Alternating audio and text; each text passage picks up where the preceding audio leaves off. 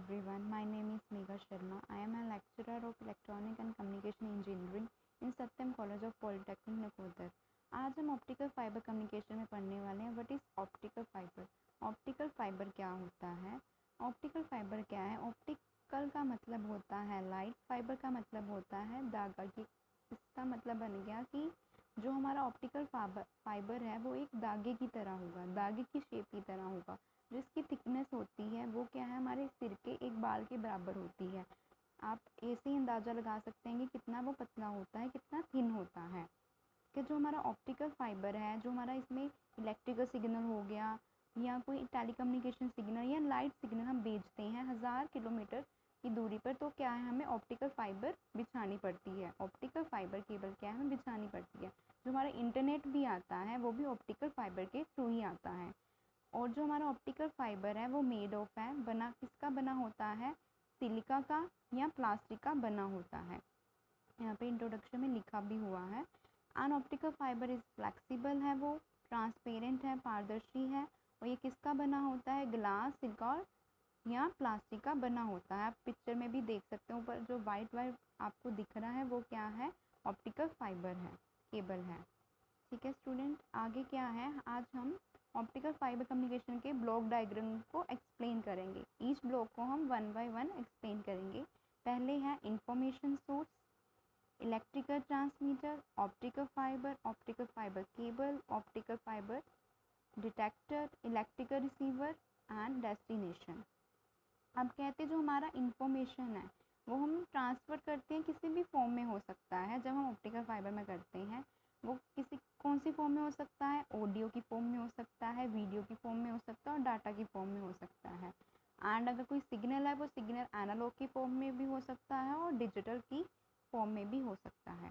अब कहते हैं जो हमारा सिग्नल है corresponding to the information after proper amplifier, वो क्या है, पूरी इन्फॉर्मेशन क्या है एम्पलीफाई करके आगे भेजता है लाइट सोर्स को।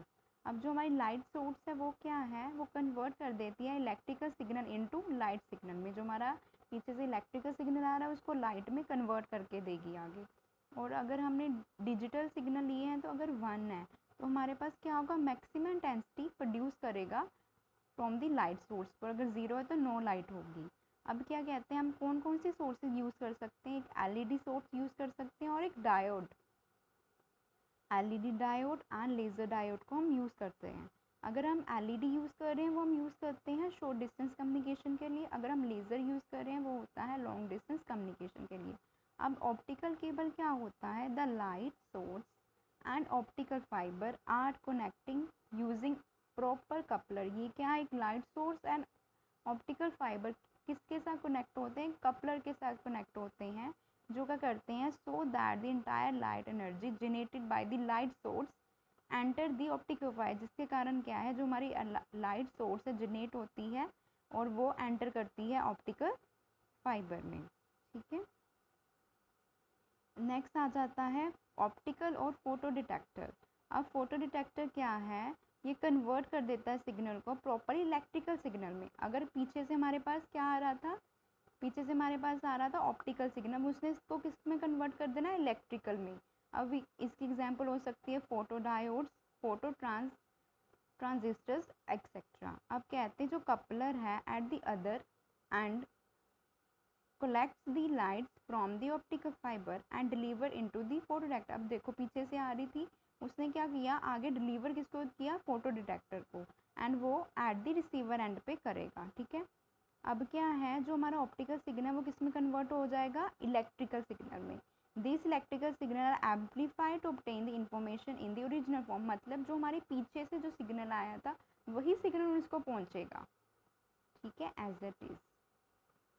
अब कहते हैं what is the frequency range of the optical fibre. अब क्या है, एक एग्ज़ाम में क्वेश्चन पूछ लेते हैं, आपको फिलिंग द ब्लैंक्स आ जाता है, वो पूछ सकते हैं कि ऑप्टिकल फाइबर की रेंज क्या होती है। ये क्या होती है, 10 टेराहर्ट्ज़, मतलब 10 टेराहर्ट्ज़ से लेके क्या होती है, 10⁴ गीगाहर्ट्ज़ में होती है। 10 टेराहर्ट्ज़ से 1 मिलियन टेराहर्ट्ज़ तक होती है।